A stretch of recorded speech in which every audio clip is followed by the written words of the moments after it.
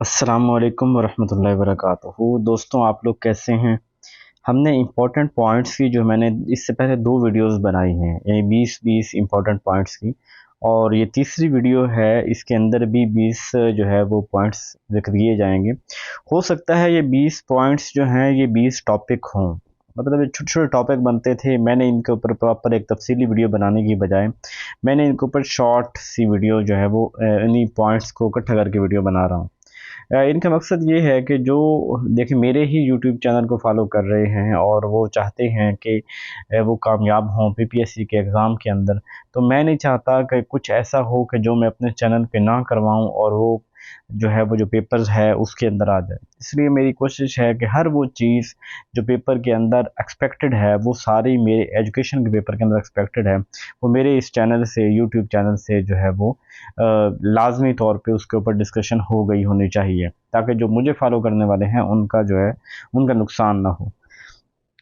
तो चलिए देखते हैं जी। पहला सवाल है, online teaching is the process of delivering educational instruction. पहले ऑनलाइन टीचिंग क्या है हम देख रहे हैं। ऑनलाइन टीचिंग और ऑनलाइन लर्निंग क्या है। अब ऑनलाइन टीचिंग से मुराद क्या है कि ऑनलाइन पढ़ाना जिसे हम कहते हैं, यानी टीचिंग क्या है कि इंस्ट्रक्शन देना। तो इंस्ट्रक्शन किसके ज़रिए देना कि ऑनलाइन देना, जिसके कोई डिजिटल टूल यूज़ करके, जैसे इंटरनेट है उसके ज़रिए, या रिकॉर्डेड लेक्चर दे के, या इस तरह हम जो करते हैं यानी इंस्ट्रक्शन देते हैं। Process delivering education instruction by using digital tool like internet, उसे कहते हैं ऑनलाइन लर्निंग। अच्छा, यहाँ पे सिंक्रोनस और एसिंक्रोनस होता है, यानी रिकॉर्डेड लेक्चर और सिंक्रोनस लेक्चर। रिकॉर्डेड लेक्चर वो लेक्चर होते हैं कि जिनको हम रिकॉर्ड करके दे देते हैं, अगला बंदा फ्लेक्सिबल टाइम के अंदर जो है उस लेक्चर को सुन लेता है। जैसे मेरा पढ़ाने का तरीका है, आपको जो सेकंड बैच चल रहा है आपको पता है कि मैं पहले आपको एक दिन पहले वीडियो भी सेंड कर देता हूँ, आपको नोट्स भी भेज देता हूँ। अब आप अपने फ्लेक्सिबल टाइम के अंदर, जब आपके पास इंटरनेट की अवेलेबिलिटी होती है, आप उस वक्त उस लेक्चर को, उस लेसन को सुन लेंगे। अगले दिन आपकी कोई कन्फ्यूजन होती है तो आप उसके ऊपर सवाल कर लेंगे। तो ये जो होता है ये रिकॉर्डेड लेक्चर है। और जो जो सिंक्रोनस होता है वो होता है कि जिसके अंदर ऑनलाइन, यानी जो हम रात को डिस्कशन कर रहे होते हैं 8 से 9, तो उस टाइम के ऊपर हम जो डिस्कशन के अंदर मैं लाइव बैठा होता हूँ, आप पे कोई सवाल होता है मैं फौरी उसको रिप्लाई करने की कोशिश करता हूँ। तो यानी उस वक्त वो हमारी जो कम्युनिकेशन चल रही होती है, ये जो क्लास हो रही होती है, वो सिंक्रोनस होती है। ठीक है। अच्छा, ये दूसरा है ऑनलाइन लर्निंग क्या होता है। अब टीचिंग तो हो गया लेक्चर देना, और लर्निंग क्या हो गया सीखना, यानी एक्वायरिंग नॉलेज, जहाँ नॉलेज को एक्वायर करना ऑनलाइन प्लेटफॉर्म से। इसका मतलब आप ये कह सकते हैं ना कि जो उस्ताद पढ़ाने वाला है वो ऑनलाइन टीचर हो गया है, और जो पढ़ने वाला है वो ऑनलाइन लर्नर हो गया है। ठीक है। यानी online learning can involve variety of multimedia elements such as, यानी वीडियो भी हो सकती हैं, इंटरएक्टिव मॉड्यूल हो सकते हैं, क्विज हो सकते हैं, असेसमेंट वगैरह, ये सारी ये चीज़ें हो सकती हैं। थर्ड है ई लर्निंग क्या है। अब आपने ऑनलाइन देखा, अब ई की बात आ गई है तो अब आपके जहन के अंदर आ रहा होगा यार ये भी तो वही है, ऑनलाइन टीचिंग ही है। अब ई लर्निंग जो है, ई से मुराद ये है कि यहाँ जिसके अंदर इलेक्ट्रॉनिक गैजेट्स जो हैं वो यूज़ हो रही होंगी, यानी कि ये एक ब्रॉडर टर्म है। ये ई लर्निंग के अंदर वो सारी ऑनलाइन टीचिंग, ऑनलाइन लर्निंग, सारी चीज़ें आ जाएंगी। एक ब्रॉडर सी टर्म है जिसके अंदर ऑनलाइन कोर्सेज को करवाए जा रहे हैं। कोई मिसाल के तौर पे एक बंदे को मैं ऑनलाइन बुक सेंड कर देता हूँ, अब ये वो जो उस बुक से जो पढ़ रहा होगा, यानी मैंने उसको एक सॉफ्ट फॉर्म के अंदर एक किताब सेंड की है, वो उस किताब से जो पढ़ रहा है तो वो उसके लिए ई लर्निंग है। वो क्या है, ई लर्निंग है यानी। और इसी तरह मैं कोई वेबसाइट बताता हूँ कि फ़लाँ वेबसाइट के ऊपर फ़लाँ मल्टीमीडिया प्रेजेंटेशन, कोई इंटरएक्टिव सिमुलेशन, यानी जो गैजेट को इस्तेमाल करते हुए ना जो चीज़ें हो रही हैं, laptop, tablet, mobile device, computer, जो इनके ज़रिए इस्तेमाल करते हुए जो लर्निंग हो रही होती है उसे हम ई लर्निंग कहते हैं। 44 अब वर्चुअल लर्निंग है, जो वर्चुअल यूनिवर्सिटी भी है। तो वर्चुअल लर्निंग क्या होगी, मीन लर्निंग इन वर्चुअल इन्वायरमेंट, जहाँ पे ऑनलाइन इन्वायरमेंट के अंदर जो लर्निंग करना है। लर्निंग वो एक लग रही है हमें कि ये जो है ना लाइव लर्निंग की तरह ही है। और ये सिमुलेटेड लर्निंग, सिमुलेटेड क्या होता है कि बिल्कुल उसी की तरह डमी, जैसे हमने सिमुलेटेड के हवाले से पहले बात की थी एक दफ़ा, कि एक बड़ी मैं यूनिवर्सिटी बना रहा हूँ तो उस बड़ी यूनिवर्सिटी का एक छोटा सा मॉडल बना के लेके आता हूँ कि इसमें ये हमारे पास पाथ होगा, यहाँ रोड्स बने, यहाँ गेट लगाएंगे हम, यहाँ पे ब्लॉक बनाएंगे, ये ब्लॉक इधर होगा, यहाँ लाइब्रेरी होगी, यहाँ मस्जिद होगी, यहाँ पार्क होगा। तो ये सारी जो मैं ये सिमुलेटेड हो जाएगा, ठीक है। तो इसके अंदर जैसे मेडिकल ट्रेनिंग आप देखते हैं कि मेडिकल ट्रेनिंग के अंदर को वो मेंढक का जो है वो फ्रॉग का ऑपरेट कर रहे होते हैं ह्यूमन बीइंग की बजाय, या इंजीनियरिंग के अंदर वो छोटी छोटी मशीनरी के अंदर खेल रहे होते हैं और कल को उन्होंने उसी तरह के बड़े बड़े जनरेटर को करना होता है, फ्लाइट सिमुलेशन इस तरह के हो सकते हैं। अच्छा, ABC in education context, ABC क्या कहते हैं एजुकेशन के अंदर? ABC क्या होती है? ABC से मुराद ये है attitude, behaviour and cognition. A stand for attitude, bee behaviour और सी कॉग्निशन। यानी इससे मुराद ABC ऑफ एजुकेशन से मुराद ये होता है कि किसी भी शख्स की होलिस्टिक लर्निंग जो होती है ना, उसे हम ABC कह रहे हैं। होलिस्टिक लर्निंग, मुकम्मल जो कंप्लीट लर्निंग है, उसे हम कह रहे होते हैं, ठीक है। अच्छा जी, उसके बाद है 46 एनेक्डोटल रिकॉर्ड्स, क्योंकि इसके ऊपर मैंने पहले वीडियो नहीं बनाई थी तो मैं उसके पॉइंट शामिल कर दिया था, लेकिन बाद में इसके ऊपर वीडियो भी बना दी है। असेसमेंट एवेल्यूएशन की प्लेलिस्ट के अंदर आप जाके देख सकते हैं। एनेक्डोटल रिकॉर्ड ये बच्चे का बिहेवियर होता है, जो या बच्चे की बिहेवियर संबंधी जो एक टीचर जो है वो उसको नोट करता रहता है। ये कॉन्फिडेंशियल होता है, बच्चे को नहीं पता होता है, बच्चे को नहीं, किसी को दिखाई नहीं जाता। और क्रोनोलॉजिकल आर्डर कि कब बच्चा दाखिल हुआ, उसने क्या किया, क्या सारा कुछ जो है ना वो खामोशी से सारी उसकी स्ट्रेंथ है, वीकनेस, इंटरेस्ट, एबिलिटी सारा कुछ लिखा जा रहा होता है। और ये फ़ायदा देता है टीचर को, उस बच्चे को समझने में। अगर टीचर चेंज होता है तो नेक्स्ट टीचर उसका एनेक्डोटल रिकॉर्ड चेक करके उसको अंदाज़ा हो जाता है। 47 है प्रेयर नॉलेज और पोस्टीरियर नॉलेज। क्या होता है? वो नॉलेज जो पहले हमें किसी चीज़ के एक्सपीरियंस के बगैर पता हो, बिफोर एक्सपेरिमेंट हमें पता हो, पहले के पता हो। और पोस्टीरियर होता है जो हम एक्सपीरियंस के बाद हासिल करते हैं, जो किसी तजर्बे से गुजर के नॉलेज हमारे पास आता है, जो हमारे हाथों से हो के आता है, उसको पोस्टीरियर नॉलेज कहा जा रहा होता है। उसके बाद है 48 है ये जो टेस्ट होता है, इसकी क्या कैरेक्टरिस्टिक्स हैं? टेस्ट की 4 कैरेक्टरिस्टिक्स हैं। अब इनकी फर्दर बहुत सी हेडिंग में सब डिवीजन है। अब आप ध्यान रखते हैं वैलिडिटी, रिलायबिलिटी, यूजबिलिटी और ऑब्जेक्टिविटी। वैलिडिटी क्या होता है कि वो टेस्ट वही हो जो होना चाहिए, एमसीक्यूज है तो एमसीक्यूज ही होने चाहिए। रिलायबिलिटी, वो टेस्ट ऐसा हो कि अगर एक टीचर चेक करे और दूसरा चेक करे तो वो नंबरों के अंदर कंसिस्टेंसी रहनी चाहिए। यूजबिलिटी, वो ऐसा हो कि जो सस्ता भी हो, यानी पैसा भी कम लग रहा हो, मुनासिब हो, इतनी ज़्यादा लेंथ भी कोई ना हो, उसको लेना भी आसान हो, उसके अंदर सवाल भी अच्छे से हों। यानी वो जो फ़ायदा मंद टेस्ट होता है, जो सस्ता हो, बनाना आसान हो, लेना आसान हो, ख़र्चा कोई ज़्यादा आ रहा हो, इस तरह की चीज़ें हो, इसे यूजिबिलिटी बोलते हैं। ऑब्जेक्टिविटी, अपने मकसद के पे पूरा उतर रहा हो कि ई कैट का एग्ज़ाम ले रहे हैं, ई कैट के बच्चों की, ये बच्चे अगर ई कैट के एग्ज़ाम अच्छे नंबर से पास करते हैं, इट मीन इंजीनियरिंग इनके लिए मसला नहीं होगा, वो कर जाएंगे। तो अगर वो हम उनका ई कैट लेते हैं और वो बच्चे, तो वो सारे हमने कोरे अजीब तरह के बच्चे सिलेक्ट हमने लेने इंजीनियरिंग के लिए थे, हमने टेस्ट आर्ट्स टाइप दे दिया है, यानी बच्चे हमने जो उस टेस्ट के बाद चूज़ किए हैं वो इस काबिल नहीं है कि जो उनके ऑब्जेक्टिव पूरा करे, तो टेस्ट ऑब्जेक्टिविटी नहीं होगी, ठीक है। 49 है टीचिंग वी इंस्ट्रक्शन। क्या होती हैं? आसान सी बात है, इंस्ट्रक्शन भी देना होता है, टीचिंग भी देना होता है। अब इंस्ट्रक्शन के अंदर आप ये कह सकते हैं कि जो इंस्ट्रक्शन होती है ना, इसके अंदर कोई गाइडेंस, कोई फीडबैक नहीं होती, आपने किसी को बता दिया बस, यानी कि एक अथॉरिटेटिव लेक्चर मेथड के स्टाइल के ज़रिए आपने किसी को गाइड कर दिया, उसको डिलीवर कर दिया, लेक्चर दे दिया, उसको उस तक नॉलेज को पहुंचा दिया, उसको अपना रोब को झाड़ते उस तक बात को, इंफॉर्मेशन को पहुंचा दिया, इसको हम कह रहे होते हैं, ये होती है इंस्ट्रक्शन। जबकि टीचिंग ऐसा होता है कि जिसके अंदर उस्ताद बड़ा रहम दिल होता है, उस्ताद बच्चे को पढ़ाता है, बच्चे से को असेस करता है, बच्चे से अपने पढ़ाने का फीडबैक लेता है, और उसके अंदर यानी पार्टिसिपेटिव अप्रोच होती है कि टीचर्स और बच्चे आपस में कम्युनिकेशन करते हैं, एक दूसरे की ज़रूरत को पूरा करते हैं। इंक्लूसिव टर्म जो है इसके अंदर टीचिंग के अंदर आती है, जबकि इंस्ट्रक्शन सिर्फ दे देना और भाग जाना है।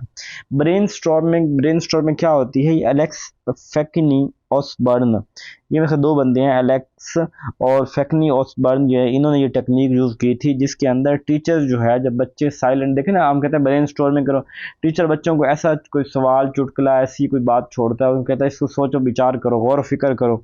तो जो बच्चे जो है ना उसके ऊपर सोचते हैं, गौर फिक्र करते हैं, उसके मतलब अपनी राय का इज़हार करते हैं, तो उसको हम कह रहे होते हैं ब्रेनस्टॉर्मिंग करना, दिमाग के ऊपर जोर देना। पेयर टीचिंग क्या होती है कि जब एक, जिसको हम ना वो क्या मॉनिटोरियल सिस्टम भी बोलते हैं, मॉनिटोरियल सिस्टम हमारे सेकंड ईयर के अंदर सवाल पेपर में भी आया था। तो मैं यानी कि जहाँ पे लाइक बच्चे जो होते हैं ना, ये सेम एज के बच्चे हैं, और जो उनमें लाइक बच्चे हैं या वो फेलोज हैं, वो एक दूसरे को टीच कर रहे होते हैं, एक दूसरे को पढ़ाना, यानी लर्न फर्स्ट देम पहले खुद चीज़ को लर्न करना, फिर उसको आगे पढ़ाना। तो इसके अपने एडवांटेज डिसएडवांटेज हैं, ये आप खुद ही इसको एक्सप्लोर कर सकते हैं, सोच सकते हैं कि एडवांटेजेस क्या होंगे पेयर के और डिसएडवांटेज क्या होंगे। इसी एडवांटेजेस हम ये कह सकते हैं ना कि वो जो है ना फ़ायदा हो गया, टीचर स्कूल से बैठेगा और बच्चे जो है ना, वो बच्चे जो उस्ताद से डरते हैं वो बच्चों से पढ़ लेंगे, इस तरह की बातें हो सकती हैं। डिसएडवांटेज भी हो सकता है कि वो जो पढ़ाने वाला बच्चा है वो बाइफ ना हो जाए, वो तकब्बुर ना आ जाए, इस तरह की बातें बहुत सी हो सकती हैं, ये आप खुद सोच लीजिएगा। अच्छा, पर्सपेक्टिव ऑफ एजुकेशन इन पाकिस्तान, पाकिस्तान के अंदर जो एजुकेशन है इसका पर्सपेक्टिव क्या है।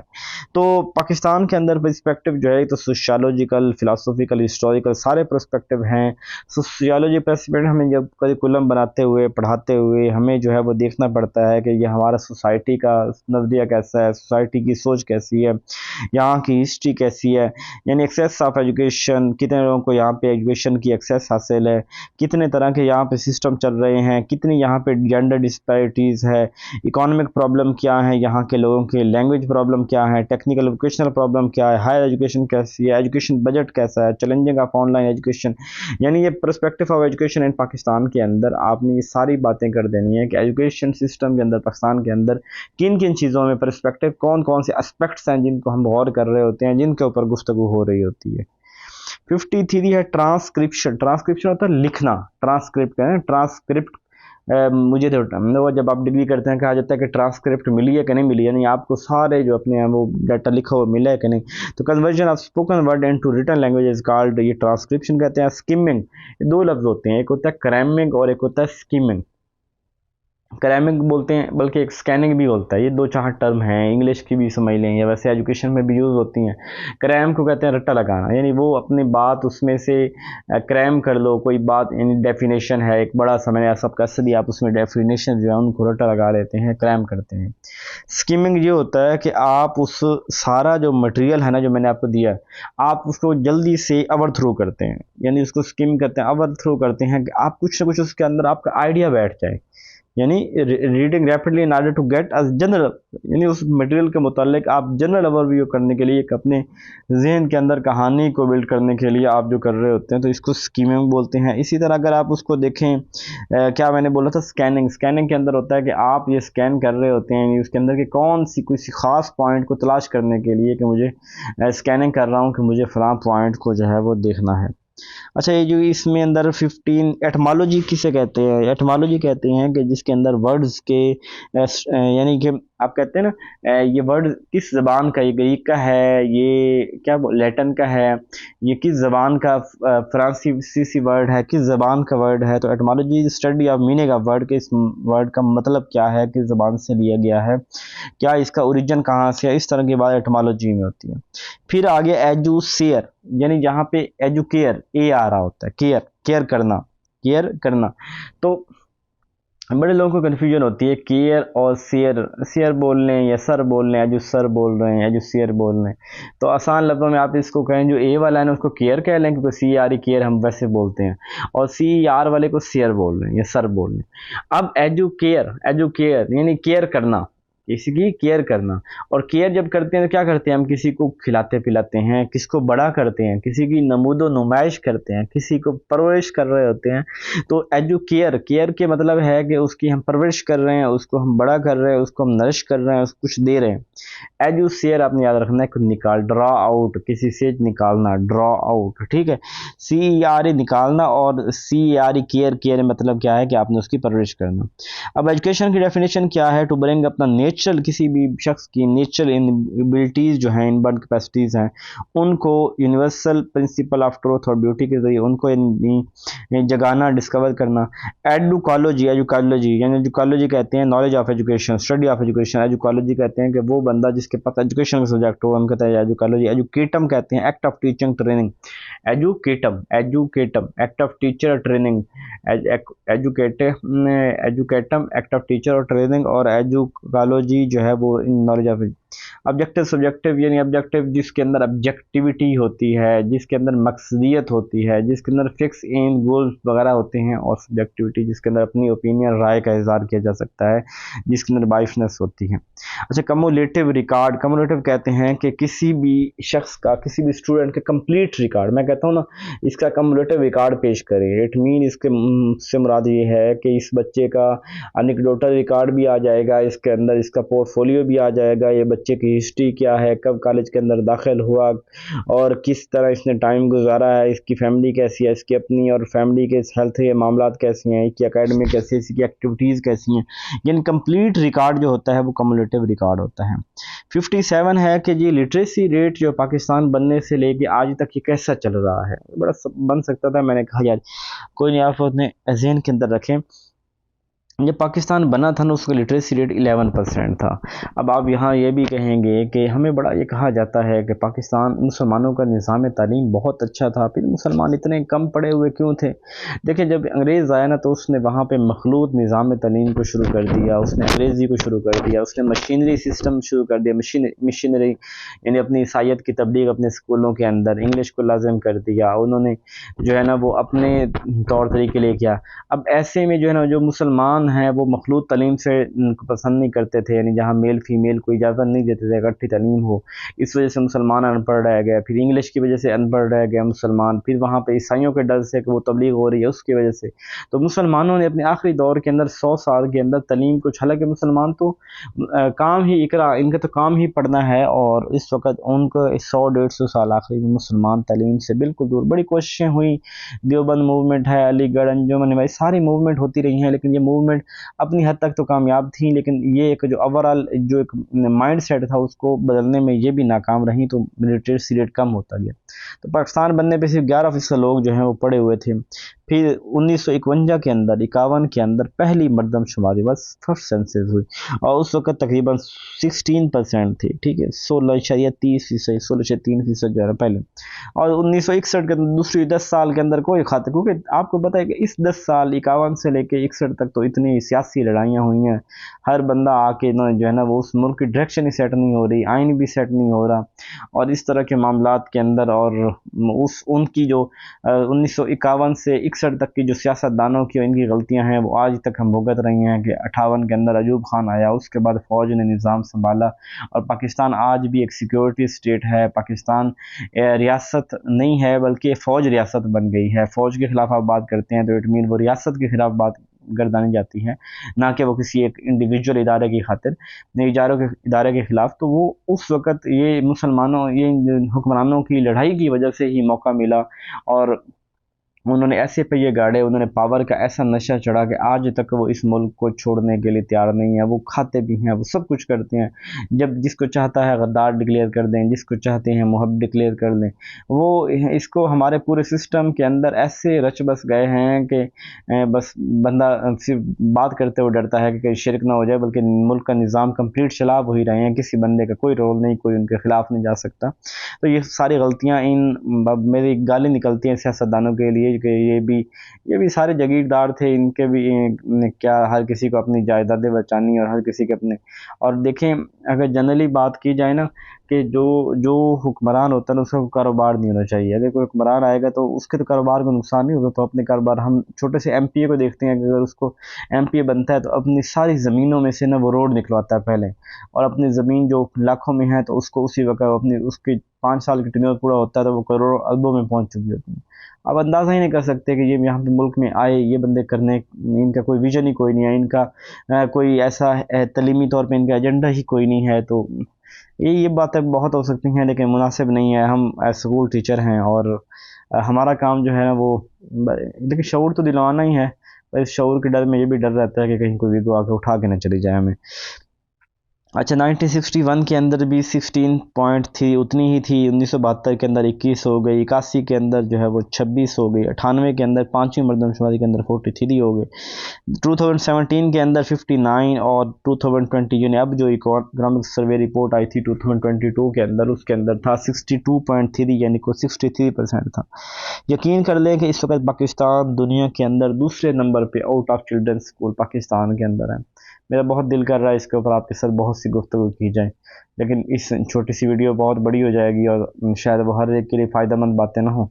लेकिन खैर ये डिस्कशन होती रहती है ग्रुप के अंदर, तो आप देखते ही हैं कि ये सारे हालात क्यों कर हो गए हैं और हम इतना पीछे क्यों हैं। कोई एक वजह नहीं, हज़ारों रीज़न्स हैं और हर तरह की हैं। हर बंदा इसमें ज़िम्मेदार है, प्राइवेट सेक्टर भी ज़िम्मेदार है, गवर्नमेंट सेक्टर भी ज़िम्मेदार है, पॉलिसी मेकर भी ज़िम्मेदार हैं, गुरबत भी, सारे मसाइल, हुकूमत, स्टेट, पूरी इसकी ज़िम्मेदारी है। ये एजुकेशन, चलो छोड़ो यार। अच्छा, एजुकेशन का जो पाकिस्तान के अंदर एम क्या है, पाकिस्तान के अंदर एक तो हर बच्चे को एक्सेस होनी चाहिए एजुकेशन की, हर इंडिविजुअल को, हर गरीब अमीर को, काले गोरे को, हर एक को तालीम की एक्सेस होनी चाहिए। उसके घरों के पास स्कूल, इदारे, कॉलेजेस हों, वो वहाँ तक उसकी एक्सेस हो। और क्वालिटी ऑफ एजुकेशन होनी चाहिए जो कि ना होने के बराबर है। Double M A, triple M A कर लेंगे, काबिल नहीं होंगे 1 रुपया कमाने के, इस काबिल नहीं होंगे कि उर्दू का एक सफ़ा लिख सकें या इंग्लिश का एक सफ़ा लिख सकें। कोई क्रिएटिविटी नहीं है, कोई प्रॉब्लम सॉल्विंग स्किल नहीं है, कोई क्वेश्चन आंसर स्किल नहीं है, कुछ भी नहीं है। एक जो है ना क्लर्क भी नहीं लगने के काबिल होता जो शख्स जो तलीम हमारा प्रोड्यूस कर रही है। और जाएँ आप मैट्रिक के इम्तहान से लेके एफ ए तक या BS के एग्ज़ाम, कोई भी एग्ज़ाम देख लें, आपको यूँ सिफारिशें आएंगी नकल लगाने की कि बस बड़े से बड़ा बस हर का काम ये नकल लगा के पास हो जाए, बस नंबर आ जाएँ और उसके बाद हम जो इस किसी को पढ़ने की तरफ है ही नहीं। तालीम ही छोड़ दी है हमने, क्या कहें बताइए। क्वालिटी ऑफ एजुकेशन कोई नहीं है। इक्विटी एंड इंक्लूजन होनी चाहिए, जो डिप्राइव लोग हैं उनको भी उतना ही राइट मिलना चाहिए जितना अमीर बंदों को राइट है। इक्विटी होनी चाहिए, जिसको जो महरूम है उसको ज़्यादा नवाजा जाए, उनको ज़्यादा उनका ख्याल रखा जाए। इंक्लूजन हो, स्किल डेवलपमेंट, स्किल का फोकस किया जाए। ये 21st सेंचुरी का अगर हमने अब कामयाब होना है तो हमें स्किल की तरफ आना चाहिए। ये जो मैं अब एजुकेशन का प्रोफेसर हूँ और मेरा सब्जेक्ट को स्किल बेस है नहीं, यकीन कर ले मैं अपने FA के बच्चों को रोज़ाना पूछता हूँ कि बच्चों आप में से कौन है जो घर जाके जो है वो कमाता है कुछ, जो कोई अपने किसी के वालिद की दुकान है, कोई बकरे वगैरह पाले हुए हैं, किसी ने कुछ, यानी हर तरह के बच्चे हमारे पास शहर के अंदर हैं। तो मैंने फिर उनको कहा है कि आपने प्रेजेंटेशन तैयार करके आनी है, आपने यहाँ पे बताना है कि एक मेरे बच्चे जो स्क्रैप का काम करता है, एक जो इलेक्ट्रीशियन का काम करता है, एक प्लम्बरिंग का काम करता है। तो मैंने कहा कि आपने यहाँ आके समझाना है कि आपने काम कैसे सीखा, कितना कमा रहे हैं, किस तरह करते हैं, कितने खर्चा आपका हुआ, कितना सारी आपने यहाँ पे प्रेजेंटेशन। मैं बच्चों को मोटिवेट करता हूँ कि बच्चों पढ़ाई भी ज़रूरी है लेकिन साथ में कुछ ना कुछ काम सीख लो, वरना गुर्बत से बड़ी लानत कोई नहीं है। उसके बाद है civic and moral development, moral values. यकीन कर लें हम इंतहाई बदतमीज़, बदअखलाक, बदतहज़ीब कौम बन चुके हुए हैं। किसी को तमीज़ ही नहीं है कि हमारी लिमिट्स कौन सी हैं, हमें कहाँ तक किसी की अदर के मामलात के अंदर घुसना है, कौन सी मोरल वैल्यूज़ हैं जिनका हमें ख्याल रखना है, कौन कौन सी मेरी बाउंड्रीज़ हैं, मुझे उनके अंदर रहना है, वो किसी और की बाउंड्री मुझे क्रॉस नहीं करनी। यहाँ हर एक को अपना घर छोड़ के दूसरे के घर में हर किसी ने नज़रें लगाई हुई हैं, दूसरों की ज़िंदगी को हमने अज़ाब बनाया हुआ है और हम अपनी ज़िंदगी जो है वो कुछ सोचते नहीं है कि मैं ख़ुद को बेहतर करूं। और बदला ये हर एक पॉइंट के ऊपर बहुत सी गुफ्तगू हो सकती है, कभी इंशाल्लाह वीडियो बनाएंगे इसके ऊपर। नेशनल आइडेंटिटी जो है वो होनी चाहिए कि पाकिस्तान होने पे हमें फ़ख्र होना चाहिए, पाकिस्तान हमारी पहचान है। हम कंपैरिजन कर रहे होते हैं इंडिया के साथ और उधर, लेकिन देखें हम फर्स्ट सिटीज़न हैं पाकिस्तान के, इस मुल्क के बासी हैं और किसी और मुल्क के अंदर खिदमत करने के लिए जाते भी हैं तो सेकंड सिटीज़न होंगे। ना हमें वहाँ इलाज मुआवजे की, ना हमें कुछ वहाँ पे कोई सहूलत हासिल नहीं होगी किसी भी तरह की। वो कमाएंगे और मेहनत करेंगे और उन्हीं को ही दे के आ जाएंगे, बस कुछ कमाल बस। लेकिन अगर मेहनत की जाए पाकिस्तान के अंदर भी तो यहाँ बड़ा स्कोप है और इंशाल्लाह मुस्तकबिल बहुत अच्छा होगा। जेंडर इक्वालिटी होनी चाहिए, मेल फीमेल को इक्वल राइट होना चाहिए एजुकेशन का। फीमेल को भी इतनी जॉब ज़रूरी जितनी मेल को ज़रूरी है, सबको मेहनत करनी, सबके लिए इक्वल मौके होने चाहिए। ग्लोबल कम्पिटेंस के लिए तैयार करना चाहिए कि ज़माने के मुताबिक हमारा एजुकेशन सिस्टम हो, हम हो जो ज़माने के साथ मुकाबला कर सके। 59 है जी, history of education in India, जो है ना ये एक बुक थी जो SN मुखर्जी ने लिखी थी, history of education in India, ठीक है ना ये बुक। और इसको Magna carta of English education in India भी कहा जाता है कि इस बुक के अंदर बड़ी फसाहत और बलागत के साथ एजुकेशन के ऊपर बात की गई है। एजुकेशन की हिस्ट्री के बसगीर के अंदर जो है वो इंडिया के अंदर एजुकेशन कब आई और कैसे कैसे दौर इंडिया के चले हैं, तो ये इसको जो मुखर्जी ने लिखी थी और एक मशहूर बुक है। और Magna carta of English education in India भी कहा जाता है। अच्छा, लेवल्स ऑफ मैनेजमेंट कितनी होती हैं? 3 लेवल और top level management, middle level और लोअर लेवल। टॉप लेवल में कौन से होते हैं? एडमिनिस्ट्रेशन होती है, यानी वो पॉलिसी मेकर्स जो पॉलिसी बनाते हैं, और मिडल के अंदर भी मैनेजर होते हैं, और लोअर के अंदर भी मैनेजर सुपरवाइजर यानी जो काम लेते हैं, जो एग्जीक्यूशन करवाते हैं पॉलिसीज़ को उसे। उम्मीद है कि मेरी बातों की आपको समझ आ गई होगी। बस थोड़ा मुख्तसर इसलिए किया है, बात बहुत की जा सकती हैं, लेकिन आप थके नहीं, आप बोर ना हों, आपको जो बातें जो है वो कुछ ना कुछ समझ आ जाए। अल्लाह ताला आप लोगों को कामयाब करे, अल्लाह ताला आपको अच्छा इंसान बनाए, अल्लाह ताला आपको पाकिस्तान के लिए एक उम्दा, एक फ्रूटफुल शहरी बनाए, और एक मतलब से पाक, इखलास वाला, मुखलिस बंदा बनाए। खैर, अपना ख्याल रखिएगा। जज़ाकल्लाह।